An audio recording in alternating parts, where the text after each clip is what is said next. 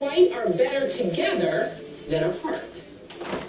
Realize, that we can play with the two big guys. I was a little skeptical at first, and mainly because Dwight wasn't 100%, neither was foul. And so you look at it going, I don't know, but I think with both of them being close to 100%, yeah, they can play together easily.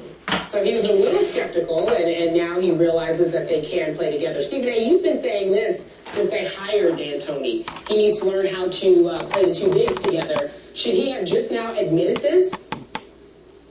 Well, I'm going to applaud him for his honesty and his candor. I appreciate that. We don't want somebody that's going to lie, and we don't want somebody that's exhibiting such a level of timidity that they really have absolutely nothing to say. But at the same time, that doesn't make the content of his comments any less ridiculous or just inexplicable. How is it that you walk through the door, you're supposed to be looking to play them together? I understand he couched his statement by saying neither of them were 100% healthy. And I get that. I totally understand where he's coming from on that level. But Pau Gasol is a career 18.9 rebound per game player with 51% shooting from the field, and oh, by the way, a two-time world champion. This is somebody that got benched 3 days into the job by Mike D'Antoni.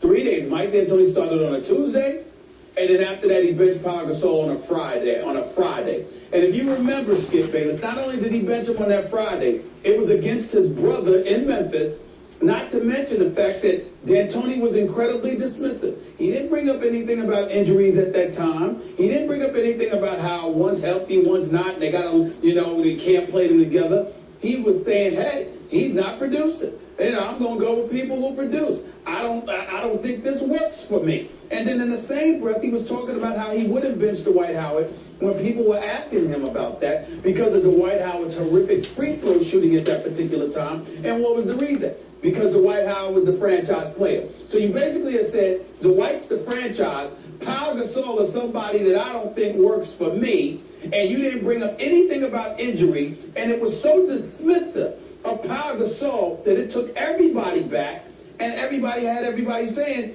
what's going on here? Why would you be so dismissive and disrespectful, publicly I might add, about Pau Gasol? So now here he comes, approaching the last game of the season, and he's saying what?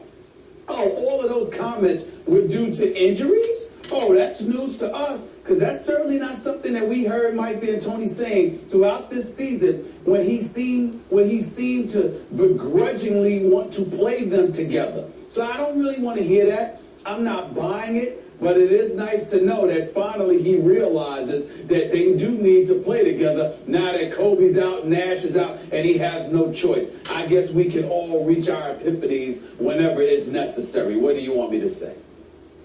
I want you to say, how will it affect the team right now? Because my gut feeling is this will be music to the ears of the locker room, especially to Gasol. I think it helps the spirit of the team going into a huge make your playoff kind of a game tonight. So, Stephen A., I'm going to throw this back to you. My first thought was, wow, that took a lot of guts to swallow your pride from a whole long year's worth of defending yourself and suddenly admitting before the final game of the year, I made a huge mistake here.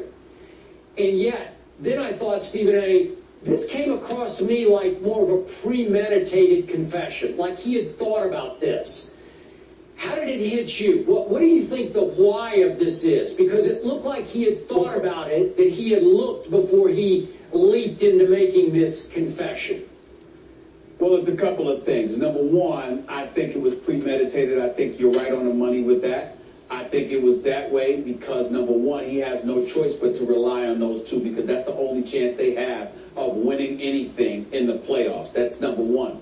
Number two, I think it's premeditated to some degree because Mike D'Antoni is aware of the fact that a lot of people in Laker Nation do not believe he's the right man for the job, and there's going to be immense pressure on the Lakers organization and Jim Buss in particular to get rid of him once this offseason arrives. Now, Mike D'Antoni, for those who don't know him, he's an incredibly nice man. He knows how to coach the game of basketball offensively. Defensively, it's not that he didn't know as much, it's that he didn't care for so many years. Just didn't care. Didn't want to do anything to compromise the tempo and the flow of an offense. And I'm going to say it again, and I'm going to tell you this little story, Skip. Years ago, when Jim Jackson was traded to the Phoenix Suns, obviously if somebody turns over the ball and you're seeing somebody break away for a layup, what do? You go to them and you foul them, okay? Well, Jim Jackson fouled a player on that particular night after getting traded to the Phoenix Suns. And Mike D'Antoni said, come in, I want to talk to you. We don't do that. Let him score. It keeps the tempo going. It keeps the flow of the game going. Doesn't interrupt it. Now, that boggles any coach's mind because you don't give up layups. You don't give up points. You don't give up scores. But that's what happened many years ago when Mike D'Antoni was in Phoenix, okay? So defense was never really a priority. The biggest thing, however, that's been an impediment to Mike D'Antoni's progress is that the man is stubborn as a mule. Again, he's a nice guy, but he is stubborn, and now he's gotten to the point where he's gotten a bit sensitive because he left Phoenix, he went to New York, couldn't take that heat, and now here he is in LA again, and there's some questions about him, can't seem to take that heat, got attitude with everybody. Anybody with the Lakers organization who whispers a negative word about him, he's a bit sensitive to that. He's certainly sensitive to what I say, along with a few others, but that's not the D'Antoni that was in Phoenix. But he's always been stubborn. Now he's stubborn and sensitive, so all of those things contribute to what you're seeing right now as it pertains to him saying what he said and doing the mea culpa, so to speak. Okay, I'm going to go cut deeper here. I could be wrong about this, but I'm going to guess that the two people above Mike D'Antoni, the two people who put this team together before Mike D'Antoni got there, and the two who hired him, and I'm talking about Jim Boss and Mitch Kupchak, the owner, quote unquote, and the general manager. And here's the issue, Stephen A. I'm going to guess that they encouraged him to make this public confession, in part to help save his job, and in part to help motivate and energize the basketball team that's been kind of deadheaded for the longest time, as we know. But my question has been from the start, these two guys picked Mike D'Antoni. Now, it was on the fly, it was under duress. We know about the whole dalliance with Phil. They danced with him for a night. Then we're not sure what happened. You've gone on and on about that. But don't you think that even for a moment they said, hey, Mike, how would you coach our roster? And don't you think for a moment that he was up front and said, well, you can't play the two bigs together? Don't you think they knew this before they hired him? Surely they had some sort of philosophical discussion of the roster with Mike D'Antoni. Well, so has he defied them all year long? Why did they hire him in the first place, knowing this is the way he was going to coach it? The two bigs cannot play together. Well, first of all, I think Mike D'Antoni has proven to be an absolutely sensational salesman. You're in Phoenix, you don't have to do but so much because you're winning an average of 58 wins. But how did you position yourself to get that job? That's question number one. You go to New York, you beat out Mark Jackson for that job. We see the job he's doing in Golden State. That's point number two. Number three, Phil Jackson is at home. His fiance is the sister, of the man running the show and the daughter of the late, great Dr. Jerry Buss. He's an 11-time champion, beloved by Laker Nation, desperately coveted in terms of his return. They go meet with him in his home, tell him he's got until Monday to make the decision, then backdoor him by coming up with D'Antoni on a Sunday afternoon, okay? So you got to ask yourself how that happened. Clearly, some salesmanship was involved as it pertains to Mike D'Antoni because he's very, very good at selling what he sells. Listen, I sat down and interviewed the guy sitting right next to Donnie Walsh. When Donnie Walsh was running the Knicks, Donnie Walsh hired him. And this man sat right in front of my face and told me that Eddie Curry was going to run. Eddie Curry, Skip Bayless. The Eddie Curry, the big Eddie Curry. You know what I'm talking about. Yeah. Let's just be nice enough to say you don't think running and Eddie Curry in the same sentence. You're not going to go to Jabba the Hutt here, are you? No, that's Jamal. No, I'm not going to do that to him. I'm not going to do that. I'm not like Eddie Curry. He's a nice guy. But you just don't associate running with Eddie Curry. You don't associate bicycling with Eddie Curry. You don't associate moving with Eddie Curry. At least not in recent memory. Okay. Yet, these are the kind of things that D'Antoni was saying. So, he's good at selling himself, do you think, etc. Did he pull the wool over their eyes about playing the two bigs together? Did he avoid that? Did he mislead them? I think he pulled the wool over their eye in this respect. They obviously are going to entertain moving Pau Gasol because he's approaching the last year of this deal next season, giving him about $19.2 million. But obviously you were going to have to deal with him for the time being. And I think that where the proverbial wool being pulled over anybody's eyes, specifically pertains to him saying, oh, I can deal with this and I can make this work for as long as you need me to. I don't think that he hid the fact that obviously he's not the kind of guy that's looking to slow the game down and throw it into the bigs and play that kind of methodical basketball. He didn't do something like that. But I do believe he gave them the impression that he could make this work for as long as they needed him to buy them time in order to make the changes that they wanted to make. They didn't expect it to be this big of a problem. Got it. All right, so look, we have both of them playing tonight. Let's talk about the Lakers and their must-win game tonight if they want to be in the playoffs. If the playoffs started today, the Rockets would be the 7th seed and play the Spurs. But depending on what happens tonight, the Rockets could end up being the 6th or the 8th seed. So, Skip Bayless, what do you expect from the Rockets? Stephen A. Smith, the playoffs begin tonight, effectively. And I expect both these teams, Rockets at Lakers, to go all out for the right to play in the first round what's left of my San Antonio Spurs. It's painful for me to admit this publicly, Stephen A., but my Spurs, as you well know, are teetering and they are vulnerable. And it has come to this for my Spurs. They had to reach out yesterday to bring back T-Mac, as in Tracy McGrady, from China. T-Mac, who at age 33 has played 17 NBA years, who in his last 3 NBA seasons didn't even average double-figure points. 8, 8, and 5. 5 for Tracy McGrady, who once won a scoring title, who then went to China in exile for this year. Now, I will remind you, the Spurs had Tracy McGrady in training camp this year, so they had some feel for him. But they were so desperate that they had to reach out for Tracy McGrady because, as you know, because of insubordination, Coach Popovich had to send home Steven Jackson. And then it was a shock to them. Boris Diaw needed back surgery. So they're down 2 key members of the rotation, and it has come to this, Tracy McGrady. To me, the Rockets and Lakers are playing for the right to beat the Spurs in the first round. I think either one of them will beat the Spurs. I hate to admit it, will beat the Spurs in the first round and advance to the second round.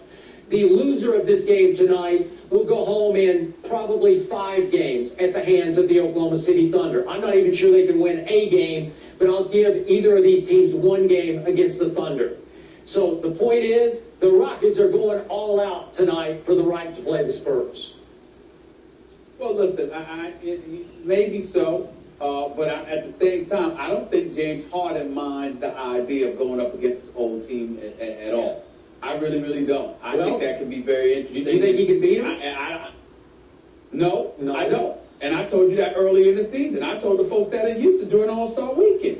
But it doesn't. I have no doubt that James Harden has no problem going up against his old team, whereas the Lakers would want to do everything to avoid Oklahoma City. So there's more of a level of desperation on the Lakers' part is what I'm trying to say. Yeah, that's fair. Because the San Antonio Spurs are clearly a better matchup for them. That's number 1. Number 2, I'm not going to sit here and bloviate about Tracy McGrady. Tracy McGrady has had injuries. Tracy McGrady has struggled over the last several years, which is why he decided to retire and ultimately go to China. I spoke to him yesterday. I've spoken to him while he was in China, averaging 25 points there. I've known him for years, and I got a lot of love for him. His knees were a question mark. He swears he's healthy. Yeah. If Tracy McGrady is healthy, Tracy McGrady can do some things for you, even though it's been a long time. If Tracy McGrady is healthy, Tracy McGrady can do some things for you. I don't care what anybody says. The question is whether or not he's going to be healthy. But I have no doubt that if he's healthy, particularly playing for a great coach like Greg Popovich and a system like the San Antonio Spurs with assistance from a Tim Duncan and a Tony Parker, I think Tracy McGrady can do some things for you. I don't know how much, but he's no scrub. He's not some somebody that's going to be a liability on a basketball court if he's healthy. He's got the same problem that Amari Stoudemire has, that they're not healthy. Yeah. When healthy, they can play. Now, Tracy swears that he's ready to go, which is why he went over to China to begin with, Skip, because he just wanted to show everybody that his legs are back, that he can do some things. That's all. So if he got it, hey, it could help them. You know, once upon a time he had microfracture surgery on that knee, and the NBA is skeptical that he has come that far back. He did average, 26 a game in China. I'm not sure what the competition is, but God bless him, and I hope he contributes a little bit to the Spurs. But Stephen A., I'm going to remind you, even though James Harden puff up his pride and say, yeah, I'll take on my old teammates in Oklahoma City, they played 3 times this year. Oklahoma City won by 30 they won by 22 at home, then they won by 30 at Houston. And the one game that Houston won in Houston, it took James Harden scoring 46 and Jeremy Lin 29 in that game. So I'm sorry, they have to know they don't really have a shot. As much as James Harden would welcome the challenge of it, but James Harden has to know in his heart of hearts right now, they have a good shot against the Spurs because Tony Parker is flat out not healthy. Cannot get to the rim the way he usually does. So my point is, if you're the Rockets, you're going to give every last ounce tonight so that you can advance to the second round and let the chips fall. Yeah, you got a point. I'm just simply saying to you that the level of urgency is on the part of the Lakers because they know they have no business on the same court in a playoff series without Kobe Bryant and Steve Nash going up against the Oklahoma City Thunder. Right. I mean, Russell Westbrook would just be chomping at the bits. Lord, Lord knows how much he'll be drooling over that possibility. He may, so I'm just 40 shots a game. There you go. But against San Antonio, obviously, is a better matchup for both parties. It's just that James Harden, he's got a lot of heart, and he's the star of that team. He does. And he's not scared of anybody, especially going up against his old squad. That's all I'm saying. All right, let's leave it right there, gentlemen, and talk some football. It's a pick-up. Mike Vick and Nick Foles are even. That's with a question mark. What should Kelly have to say about his quarterbacks? We debate that